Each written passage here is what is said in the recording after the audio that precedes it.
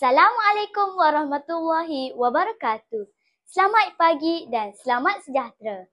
Saya Nur Salsabila binti Jamaluddin dari Sekolah Kebangsaan Kalai, Jeli, Kelantan. Saya berumur 12 tahun dan hobi saya membaca buku. Saya suka membaca pelbagai jenis buku, terutama sekali buku cerita. Saya bercita-cita ingin menjadi seorang guru. Kawan-kawan, hari ini saya ingin menceritakan tentang sebuah buku yang bertajuk Belon Ajaib. Inilah bukunya. Buku ini telah ditulis oleh Firdaus Faisal dan dicetak pada tahun 2011. Buku ini juga telah diterbitkan oleh Didikan Bestari Sdn Bhd. Buku ini mempunyai 16 muka surat. Buku ini merupakan salah satu koleksi daripada siri Dunia Canggih. Terdapat 8 buah buku daripada koleksi ini. Ilustrasi pada bahagian hadapan buku ini sangat menarik dan berwarna-warni. Terdapat seorang budak lelaki bersama robot sedang menjalankan eksperimen yang menarik. Agak-agaknya, apakah eksperimen yang akan dijalankan oleh mereka ya kawan-kawan?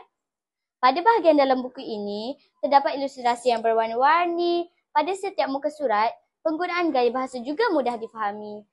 Siri ini amat sesuai untuk dijadikan bahan bacaan, tambahan kepada pembaca cilik bagi mengisi masa lapang mereka. Pada bahagian belakang kulit buku ini juga terdapat sinopsis berkaitan tajuk buku ini. Saya menyukai buku ini kerana ceritanya sangat menarik dan gambarnya berwarna-warni. Saya dapat menambah ilmu pengetahuan tentang sains serta dapat membaca isi cerita yang menarik.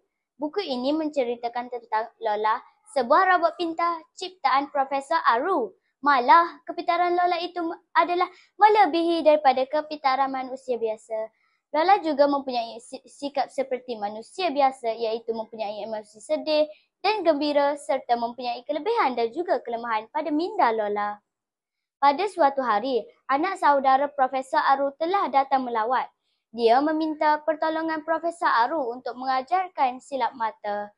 Profesor Aru meminta Lola untuk membantu adik menyelesaikan masalah yang dihadapinya. Lola memasukkan botol ke dalam peti sejuk, kemudian mengambil belon dan semangkuk air panas.